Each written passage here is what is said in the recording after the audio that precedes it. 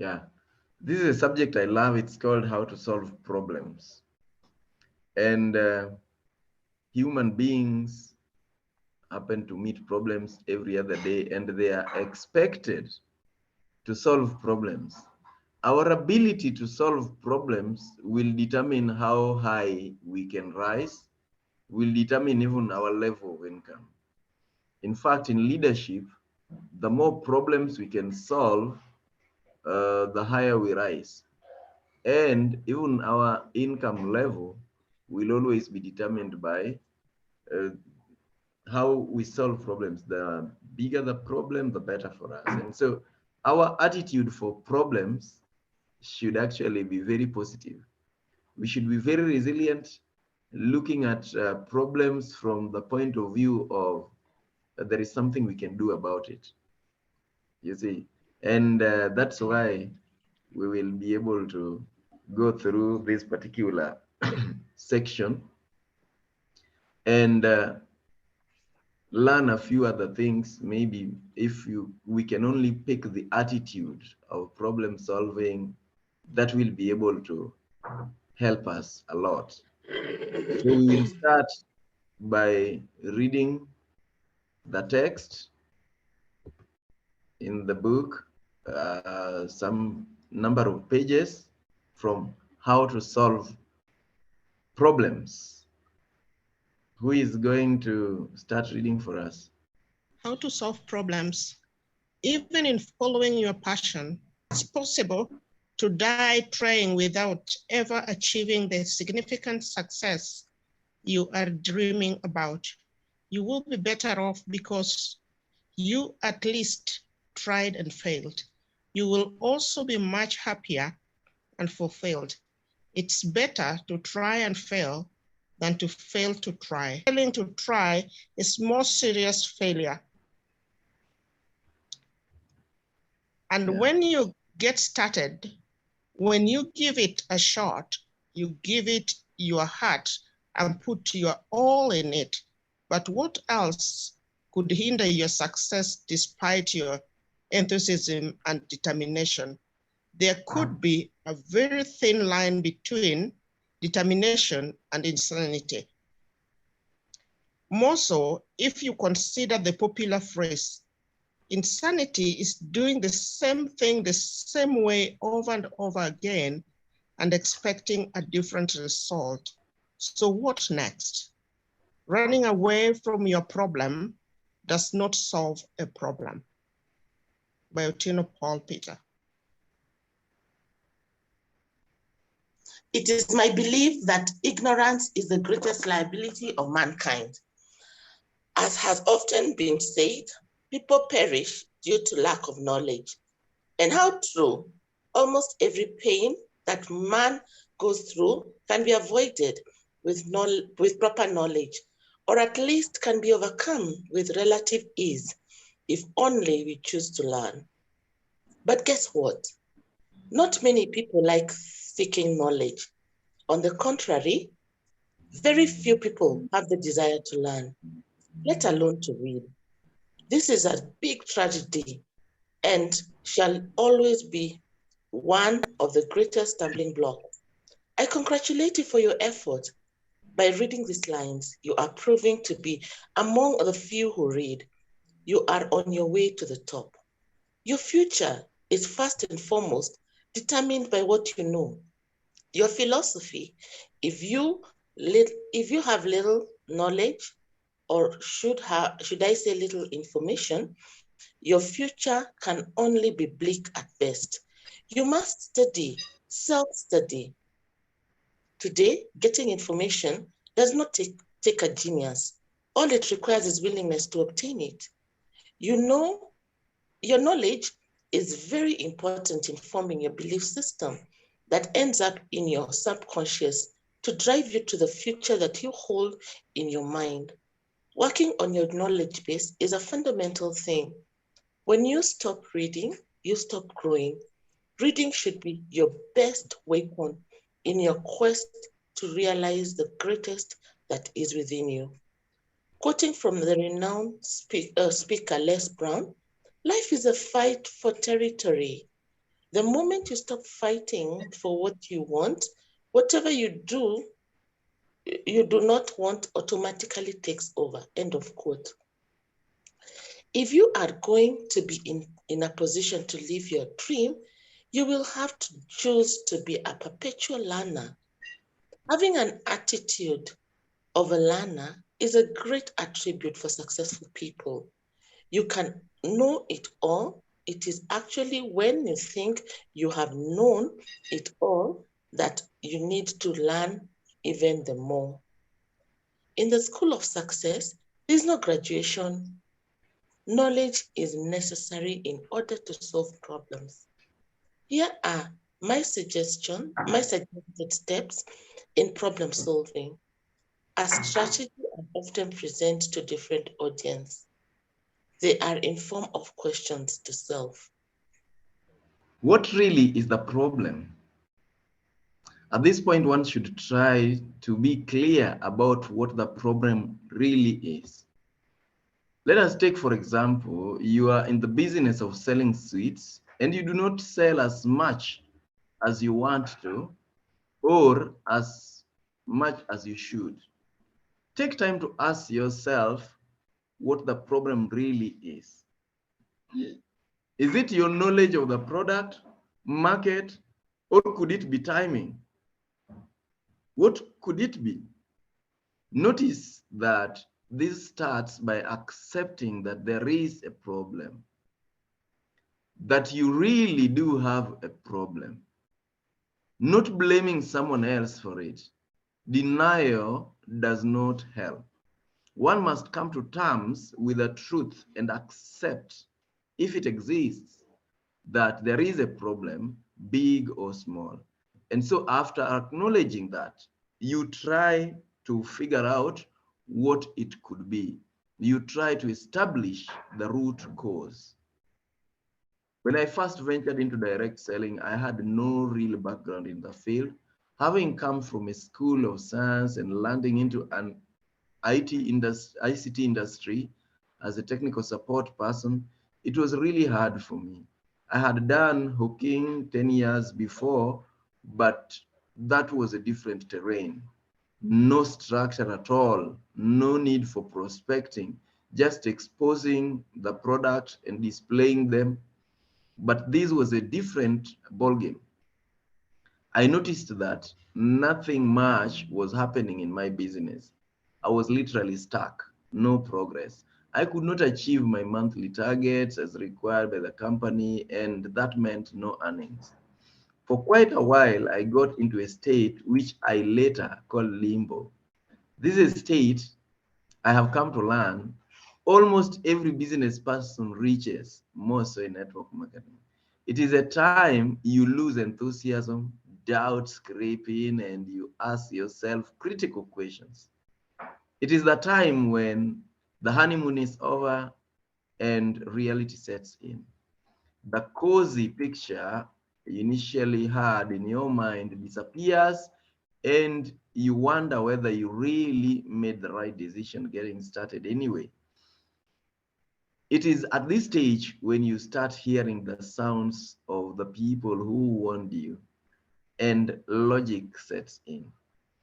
All of a sudden, you stop listening to your heart and start rationalizing things. It is a sorry state, and many people quit at this point or look for alternative ventures and lose focus. Seeing much, suffering much, and studying much are the three pillars of learning, Benjamin Disraeli. Unfortunately, this stage may come more than a few times in your journey, and you may actually, without looking for solution, fail to have the appropriate muscles to pull through. Stuck in the mud, I tell you. I was there and have been there a few more times. This is the reason I often say one always starts or joins a venture at least twice.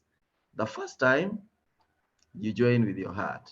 The second and other times, you will have to join with all your mind as well, just like a marriage relationship. Indeed, it is a marriage relationship. You get to marry your work or get or get married to your work or business, if you prefer. It was at this point that I stopped and asked myself, what could be the problem? I got into a blame game and blamed most things around, at least in my mind. I think the products are too expensive. Maybe it is the economy. Maybe it's the time I am lacking, etc. In the long run, after being true to myself, after looking around and seeing other people in the same company using the same plan, same product, same price list, same training, same location, same government, and yet doing 1,000 times better, then I noted the problem was neither the industry nor the company, the product, the government. It was me. The problem was within me. In other words, I was the problem. I did not require it. It did not require me to use any complex analytical equations to figure out or to prove this fact. As Muslim brothers like to put it, say what is truth, even if it is bitter. Well, that was the bitter truth. I'm glad I accepted it. Sometimes you will not clearly see the problem. You may have certain limitations, but once you have accepted there must be a problem, you may want to share with someone else, a mentor, a coach, a more experienced person in the field to help you identify what the problem could be. It is still fine. B, what can I do? Once you have identified where the problem is, perhaps it is somewhere else or not, and not you, though in many cases it could be you. It is now time to ask yourself what you as an individual can do about your situation. Remember, the buck always stops with you. If you do not take action, possibly no one else will. Even if you sought the counsel of a mentor, nothing much happens if you do not act on it. Many people, unfortunately, usually ask what other people ought to do. They want and expect someone else to do something about the prevailing problem. That is where blames are born. That is the time someone thinks, maybe my uncle should pump in some more money here. Perhaps the government should scrap these regulations or taxes. Maybe my partners are not doing enough. If only this weather could be hotter for longer. The list is endless. They resent and get into the wrong mode of blame game, like I did, blaming everyone and everything else but me. This is the worst thing you can do for yourself. Never allow yourself to get to the level of complaining and blaming others. If you do, you're trading your dream. You will learn more about this as you continue to read. We can solve our problems with the same, we cannot solve our problems with the same level of thinking that created it. Albert Einstein. The moment you have identified the problem or problems and accepted responsibility, find what you can do about it and do it quickly. Get on, because you do not have all the time. And one of the few things you can do in solving problems follows in the question below. We will stop it there for today and read the next steps next time. Great. So let's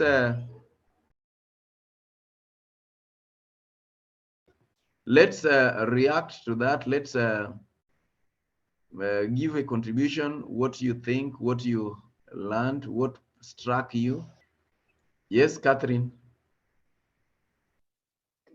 Thank you, Paul, and good morning, everyone. It's been a bit of a time since I joined in, and I'm happy to be back. So I'll create more time and make sure I'm here. What has struck me mostly is that aspect of where when you find out things are not working, you'll just try and blame everything apart from myself. And most of the time it might be myself. And actually what I've observed is that people rarely take action. So the best thing for you to do is just to take an action. You know, it's better you just move. You might not be moving to where you are meant to, but at least the fact that you have moved and you have taken the action means the situation is going to change. So for me, my takeout point is that after you have identified where the problem is, take action, because sometimes we identify, then we sit down and wait for somebody else to do it, and that person is waiting for somebody else. So in the end, you find out nobody does it. So even as we start the week, for me, it's just take the action. And maybe Paul, just to inform what I'm doing in April, I'm saying I'm very intentional. If anything needs to be done and I'm meant to do it, I'm going to do it. So for me, that's the takeout from the reading today. Thank you, and back to you, Paul. Thank you very much. Yeah, a lot of us will identify the problem or at least point towards it. And then what happens is we want somebody else to take action. We can see that maybe the light switch is off, but we want somebody else to turn it on. We want to ask who didn't do it, something like that. The back always stops with us. And a big trouble there most times is trying to do something the same way over and over again and expecting a different result. Quite insane. And that is more or less like pushing a wall. I've often used this example. You're pushing a wall the very same way, same energy, you think the wall will move. Most times it doesn't. Yes, Aloysius, welcome. Yeah, thank you. Yeah, I like the topic of today, and my submission today is like, when you want to change the world, it is not always easy to change the world, but what you can do is always to change yourself. And this instance comes like, I read the book from one of the parishioners from Consolata Shrine. It was they were asking, am I the problem? And when I read that book, it really changed my life. And also the challenge we also have in life, like when you go for sermons on Sundays, after the father or the catechist has preached, we always feel like he has preached about my friend, he has preached about my neighbors, he has preached about my husband or my friends. You don't really feel how it has touched you as a person. So what I can take today is like, when you go for maybe church service or mass, you should always ask yourself, how has it touched me? Because it is not always easy to change the world, because we don't know what other people feel. We don't know how they are doing their own things. But once you change yourself with time, those people, they see the way you do things, they see the way you act, they can slowly change. Because you cannot just think that I'm going to change the world, I'm going to change my friend, I'm going to change other people, when yourself, you have not changed yourself. So what I have learned from today's reading is like, we should identify the problem. And after identifying the problem, then we look for the solutions. And the solution starts from you. What can you do? So that once you know what can you do, you don't complain a lot. You know, people who complain a lot, they are not problem solvers, but they are problem makers. So we should always try to solve problems, not create more problems. Thank you. Thank you very much, Aloysius. Thank you very much for that. That is very true. Sometimes, even when we get a book, a good book we are reading, we feel like it is so and so, we should read this phrase. And of course, the moment we start asking, what can I do? It shifts our mind from blame mode to solution mode. We accept there is a problem and we want to deal with it. But the moment we want to look for somebody else to blame, we do not even accept that we are part of the problem, and that can be disastrous.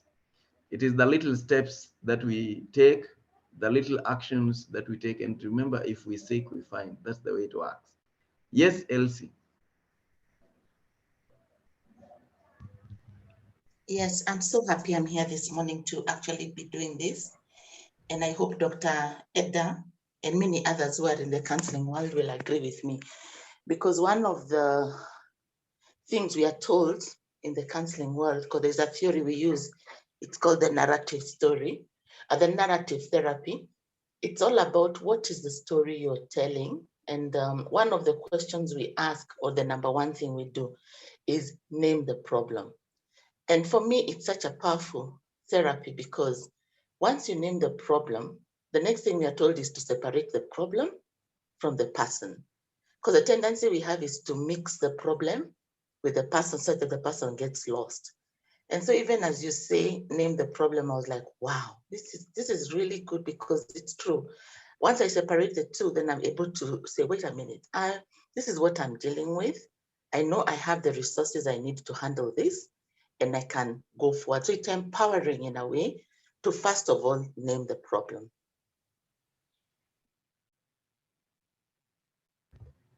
I like the way you finish, yeah? Just drop it like Obama dropped that mic. Thank you. We've got to name the problem. Elsie. Beautiful. Yes, yes, Anthony Murithi. Thank you very much, Paul Peter, dropping the mic.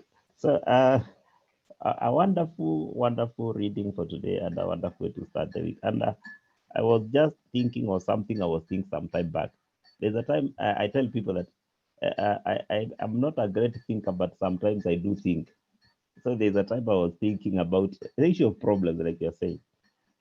And the issue of, I was looking at it through the problems, quote, quote. You know, like when you're presented with a sum, you know, mathematics statement, that's like a problem, you know, solve this problem. So, and I was wondering, this is the problem, but where is the solution?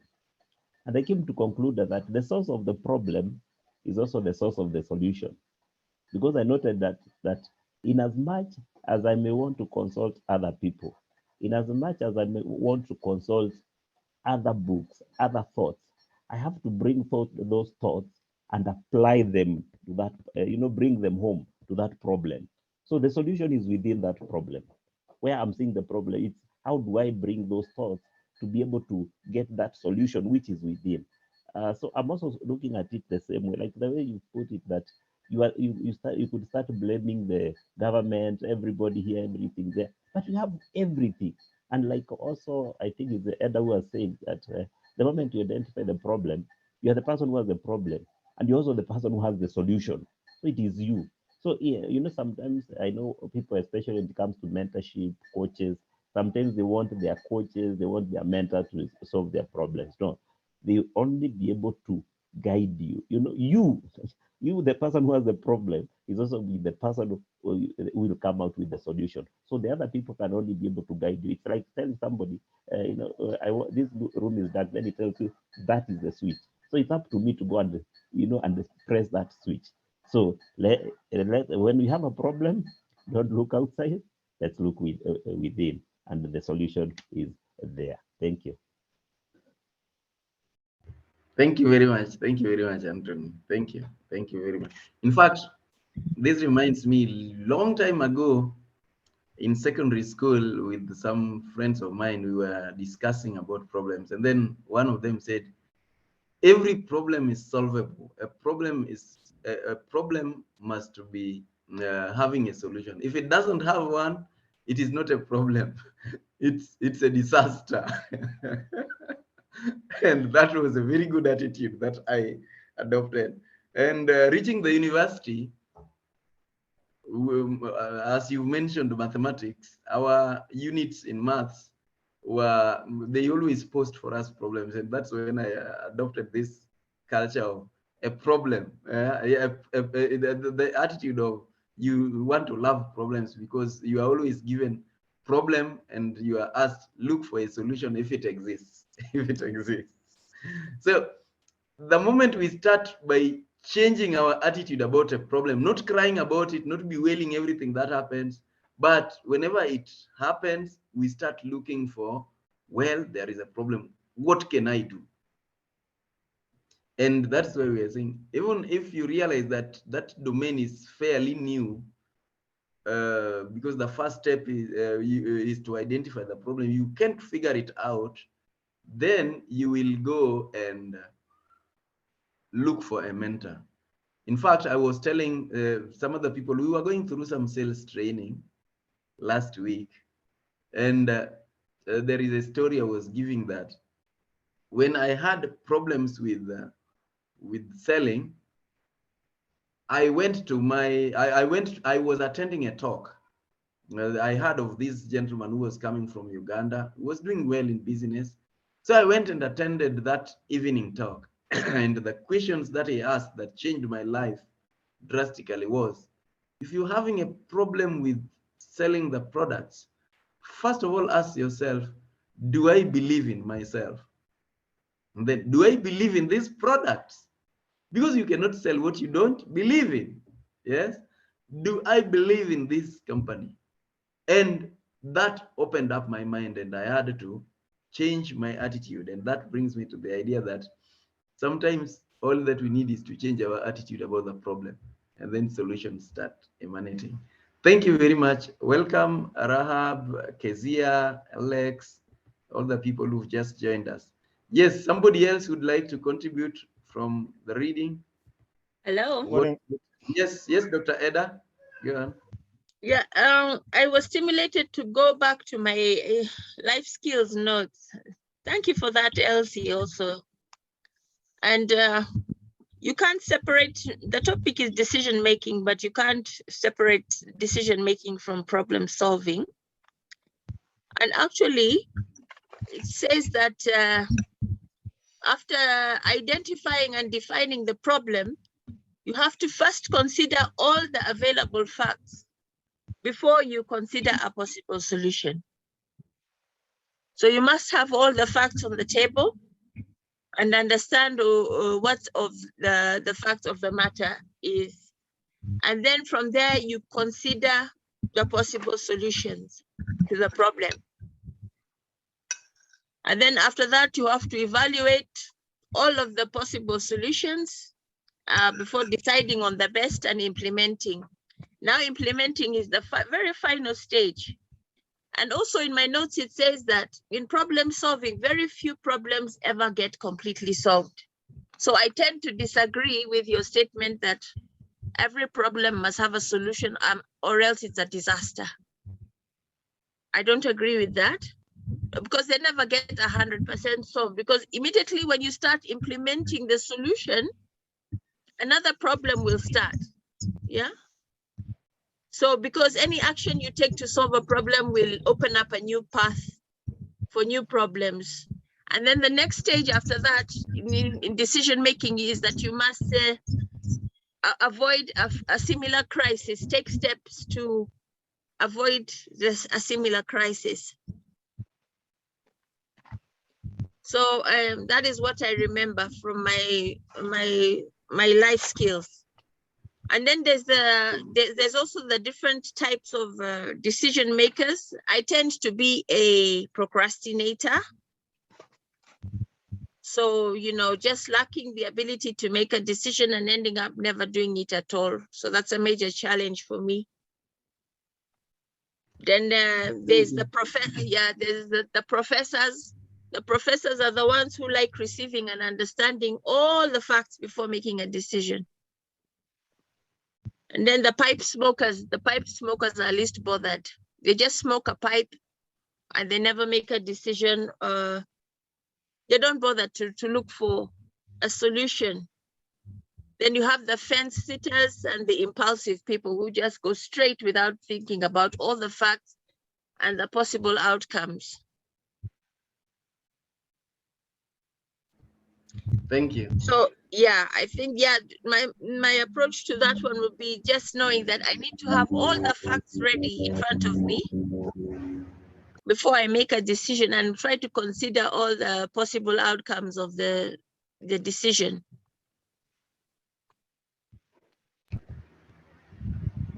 Good. Yeah, facts, looking for facts.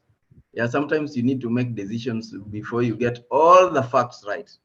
I want to say that the idea that all problems are solvable I said I picked it. I heard from a friend of mine in secondary school. And by the way, what we are trying to do is, first of all, just making the attitude positive that it can be solved. And somebody says, Brian Tracy says, life is about problem, problem, problem, problem, crisis, problem, problem, crisis, problem, problem, problem, crisis. It means uh, our lives must be full of problems to be solved. If we stop solving problems, then we are done.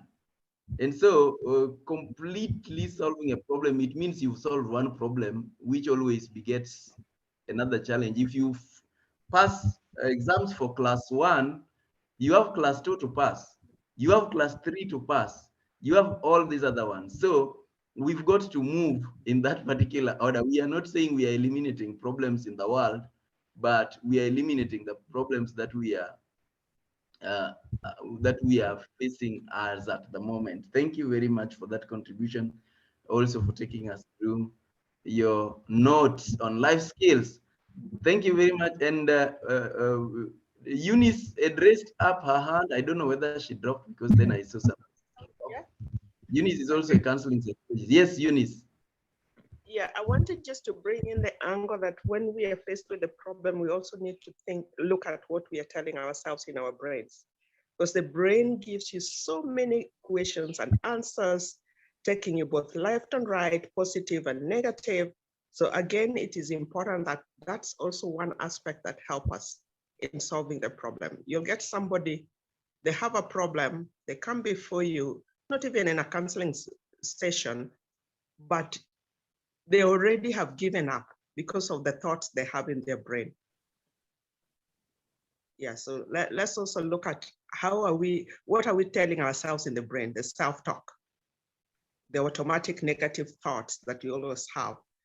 And we are in control of minimizing them, if not just even eliminating them. Thank you.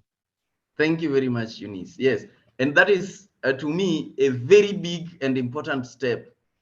What the story that is running in our minds will make the problem either bigger or smaller.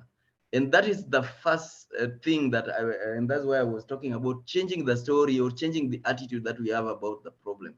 If we have the attitude of reciting this problem and magnifying it, it's going to be much, much bigger. Elsie wanted to add something. I welcome all the people who've joined us, including Muhenda, Malia Mungu. I had not seen you. Good to see you, John, and the rest. Thank you very much. Nani, Elsie, you wanted to add something? Yes, I just wanted to add, the problem doesn't get solved. What happens is that the problem gets dissolved. Because what you're doing when you're naming the problem and addressing this problem is that you start looking, you're layering, because you can't say that you become a blank slate where there's nothing that was there before. So you're layering and layering and layering, and the problem is starting to dissolve. So the word is problem dissolving. And as a result, what happens is you get some transformation happens. You cannot be the same way you were before if you do this. And that's what we're normally told, even in counseling. So, and I totally agree with the person who just spoke. Well, it all starts with the mind and the way you're thinking, the way it determines how you feel and also determines how you act. So thinking, feeling, and acting. And before you know it, you're looking back and asking, what was the big deal? It's simply because you started with yourself. Beautiful. I love that. I love that. Yes, and the new terminology, problem dissolving. Yes, that D might just make the whole meaning different. Thank you very much. Thank you very much. And somebody had a hand up. Was that John? John Omun? Yeah, it was me. Yeah. Good morning, everybody. Yeah. Yes. Yes. Good morning. Eunice and Elsie have just mentioned something that is very interesting, and that is the mind. If we start thinking critically, forget about all the schools that we've gone to, all the things that we've taught. I mean, let us be in the same level. We are talking about the problem and the solution. What if there is no problem? Because if you're saying that, if we are talking about something that has a solution, then it means it is not a problem because it has a solution. And if you're talking about something that does not have a solution, then it means it is not a problem. What if it is just our mind playing games on us? We are creating this thing like PP have said that it all starts in the mind. The mind is just creating this thing that there is a problem.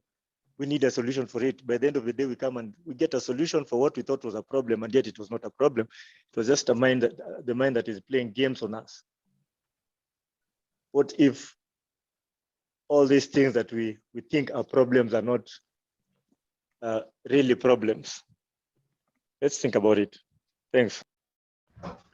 I love that approach actually. And let me just give this example. You know, when I was in the university, I had lots of stories, and even before that there are no jobs in Kenya. And there are people who still carry that mindset that there are no jobs nowadays in the world. Yeah, jobs are not there.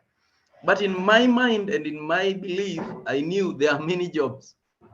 They must be there. And others said, you know, you must know somebody. You must have some godfather to link you up.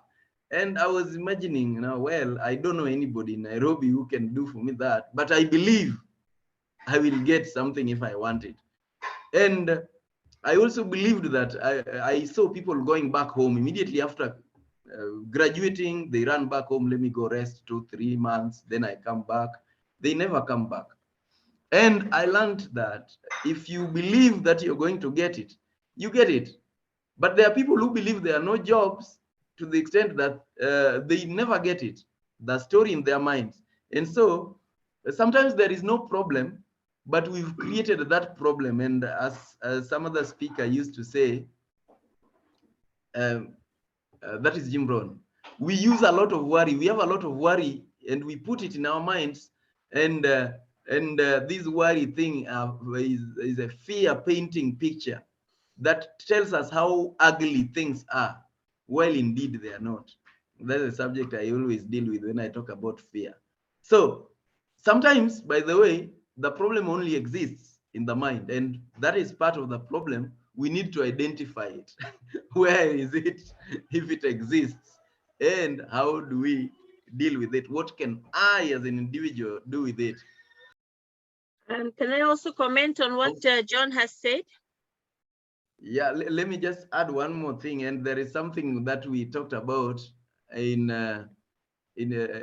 starting a business, where you are going to meet a problem. When you get started at the beginning, you don't always, I love to say nature has a way of hiding it. We don't see all the difficulties that we will go through sometimes until we are there. Then we start thinking whether we really made the right decision, and that is a story in the mind. And that's why we were talking about you always will join twice. The first time with your heart and everything, you're excited, you've just gotten started. Then along the way, now you start imagining, okay. So we must be having that attitude of solving problems in order to go on. And even our businesses are problem-solving centers. Our own existence, God created us to solve some problems for humanities, whether it's dissolving or solving, however way you are going to put it. But that is the way life is. Thank you very much. Yes, Dr. Eda? No, I was just saying, yeah, thanks very much for that. And what John said is so true. There's something that has happened recently that a whole thesis can be written about. It is called the slap. I don't know if everybody's aware about the slap. So there's a certain celebrity that slapped another celebrity.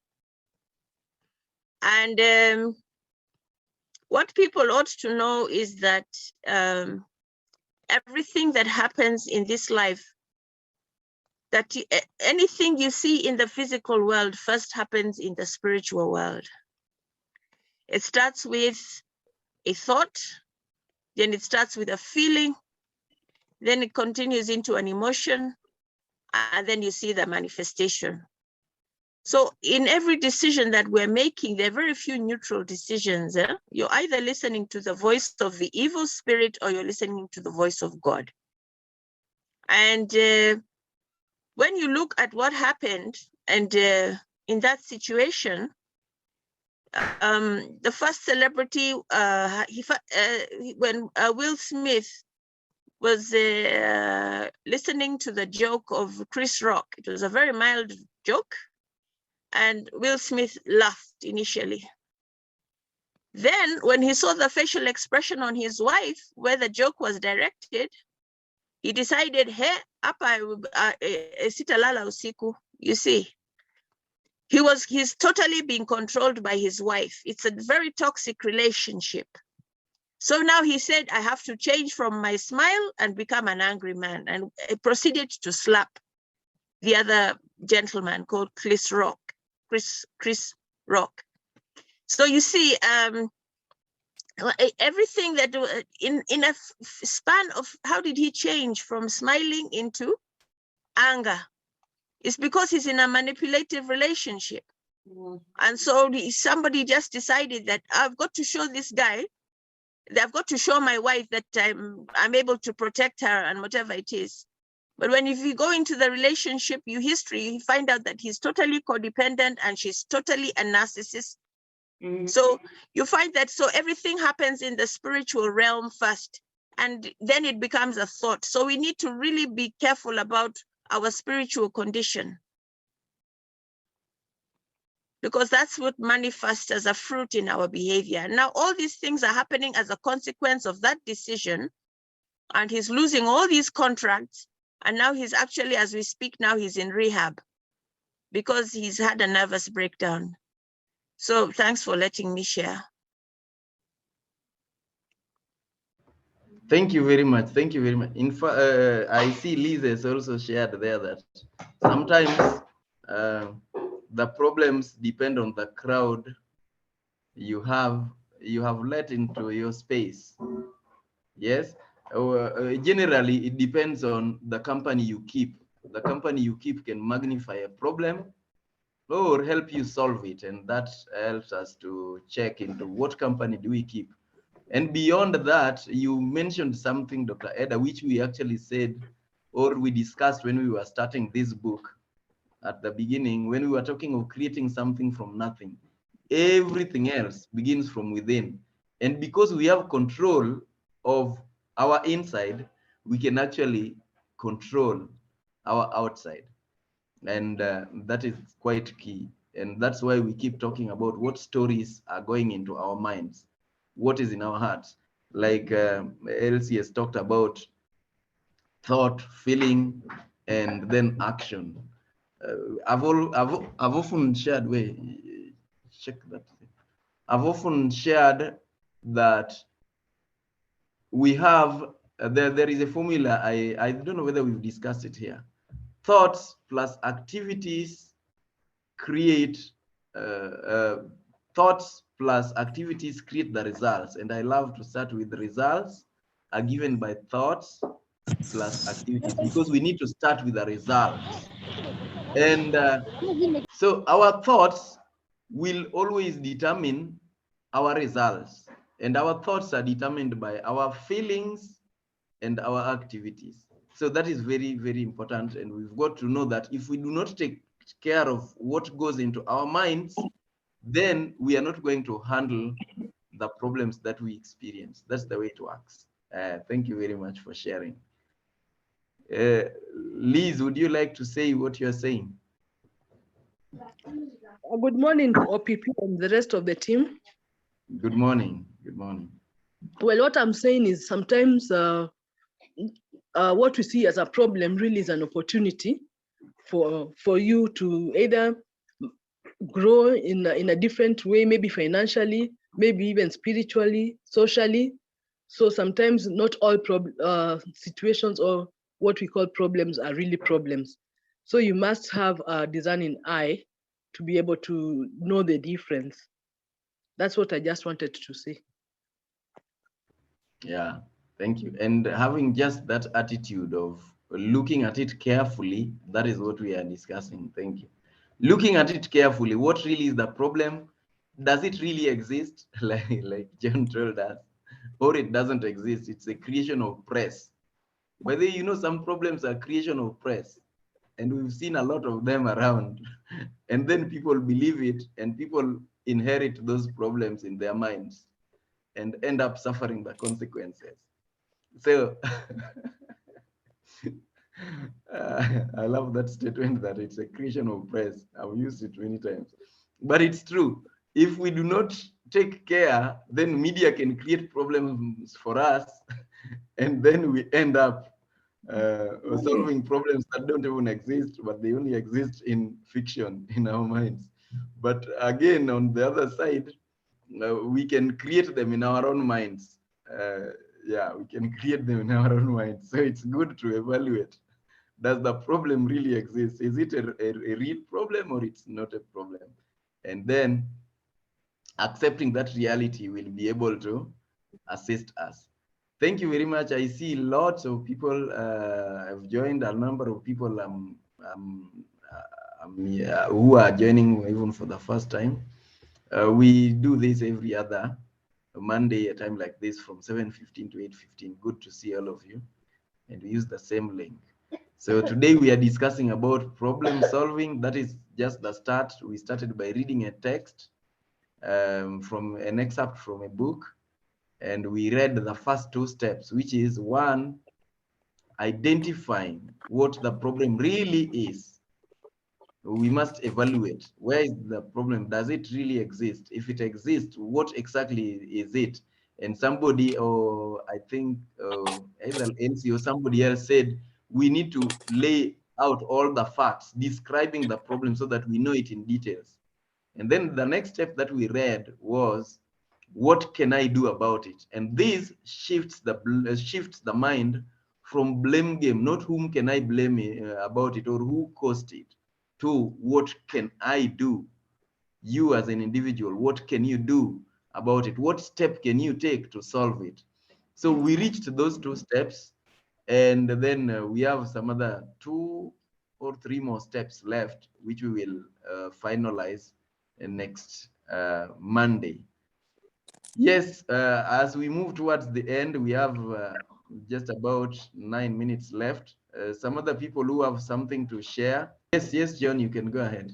Also another thing that is very crucial when we are talking about problems and solution, I think it's time. Because when we are working on something or when we are doing something, we have our plans as humans, and we want it to happen within a certain period of time. If it does not happen within that period of time, then we call it a problem. And yet it is just something that needed us to be patient enough. And then by the end of the day, it is something that would either get a solution for it, or like I said, it was not even a problem at all. So if we give ourselves time to go through a situation, if we are patient enough, there's something you mentioned about nature. I am a nature enthusiast because I believe, I mean, naturally, just everything just takes its course. So if you are able to be patient enough and just let things be the way they are supposed to be, we have no control. We all know that. Then whatever it is that we branded to be a problem will just come to pass. So I think time plays a very major role in this topic. Thanks. Yeah, thank you, John. I think we mentioned it, that timing could be another problem, could be the problem indeed. And this happens many times. You know, we are always in seasons. Yeah, Jesus went and looked for figs from a fig tree in a wrong season. Apparently, he ended up blaming the fig. I don't know why, the fig tree. But there are seasons when we can expect to harvest and seasons when we can't expect to harvest. And so in understanding the problem, there is also that element of timing. Is it the right time for it, or is it the wrong time? And this is very important when we are dealing with investment. Investment has a timing angle as well. And Oppo And somebody here called Melvin. Melvin will be able to tell us that investment has a time element. So we've got to know that timing always works in a particular way. So thank you very much for pointing it out. It's actually part of what we read. Yes, Elsie? You know, I'm just remembering what John had said. What if the problem is created by the mind and the problem is not there? Then the problem is the mind. So you have already a problem that you have to work with. And so I don't know whether that came out very clearly, but the fact that you are creating problems out of nothing is a problem in itself. And so you do have a problem to work with. And something else that he just said, why he cast the fig tree, it was expected that it should be bearing fruit. It was time for it to bear fruit and it was not bearing fruit. So that was where the issue was.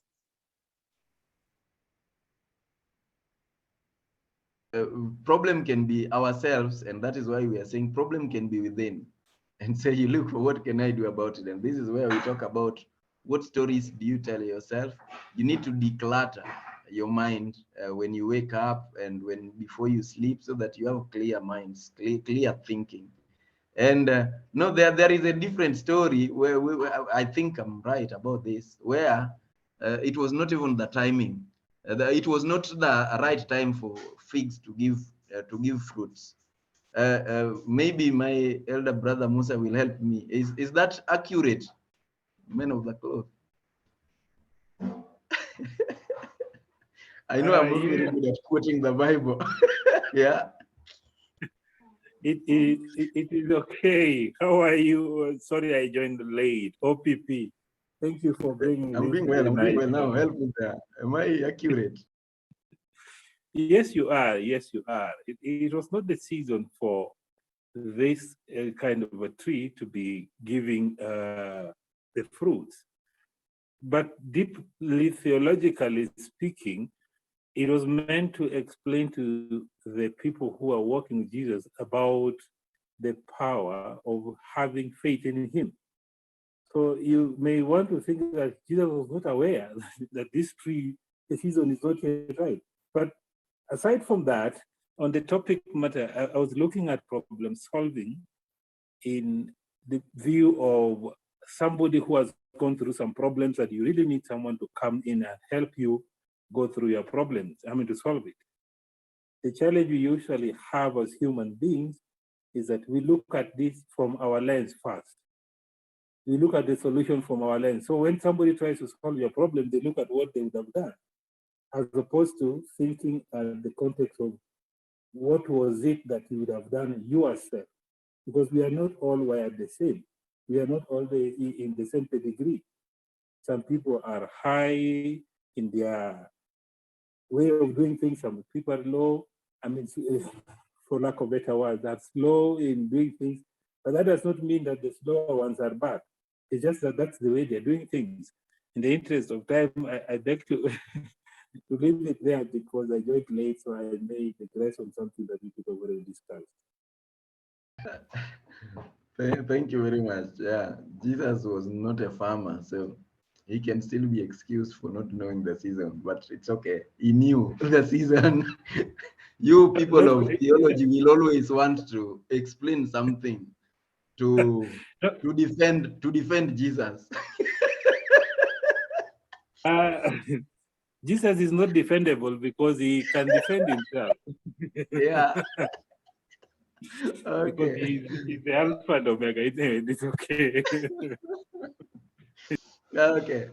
Thank you very much. Thank you. Thank you. So sometimes the persons we look for will give us their own perspective and maybe not taking into consideration. And that means even us, when people come to us, do we look at it from their lenses or our lenses? Is it from my capacity or their capacity?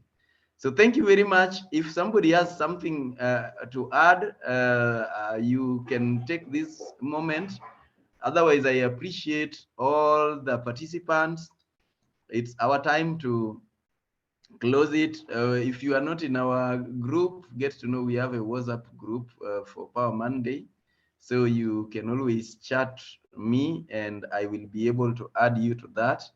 My number is there in the chat given. And if you're seeing me for the first time, my name is Otieno Paul Peter. All over, in every platform, Otieno Paul